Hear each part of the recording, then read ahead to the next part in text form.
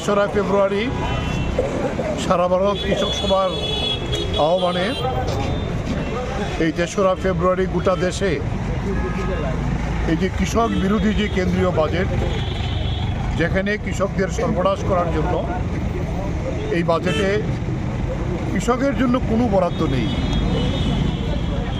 কৃষকের ফসল কেনা ন্যূনতম সহায়ক মূল্যে টাকা বরাদ্দ নেই। কৃষকের ঋণ মুকুবের একটি কথা নেই। যেখানে আত্মহত্যা হচ্ছে, 1.5 লক্ষের উপরে কৃষক আত্মহত্যা করেছে গোটা দেশে।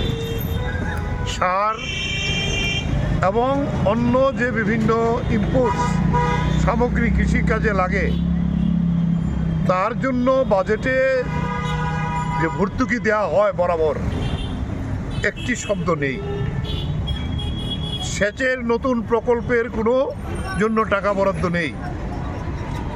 রেগা প্রকল্পকে বাতিল করে দেওয়া হয়েছে, গ্রামীণ শ্রমিকদের যে প্রকল্প, এবং এখন এই যে নতুন প্রকল্পে যে টাকা বরাদ্দ করা হয়েছে তাতে কেন্দ্রীয় বরাদ্দ যেটা করা হয়েছে তাতেই পরিষ্কার করে বোঝা যায় যে গ্রামীণ শ্রমিকদের তারা কাজ দিতে চায় না।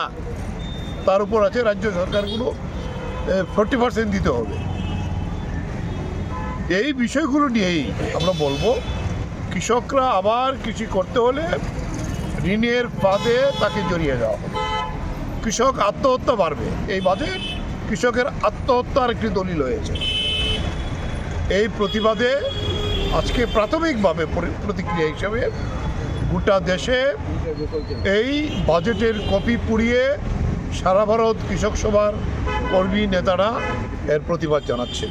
ইতিমধ্যেই সারা রাজ্য থেকে এখন আমি যা খবর নিলাম, বিলোনিয়াতে হয়েছে, আমাদের পানিসাগর ধর্মনগরে হয়েছে, উদয়পুরে হয়েছে, বিভিন্ন জায়গাতে শুরু হয়েছে।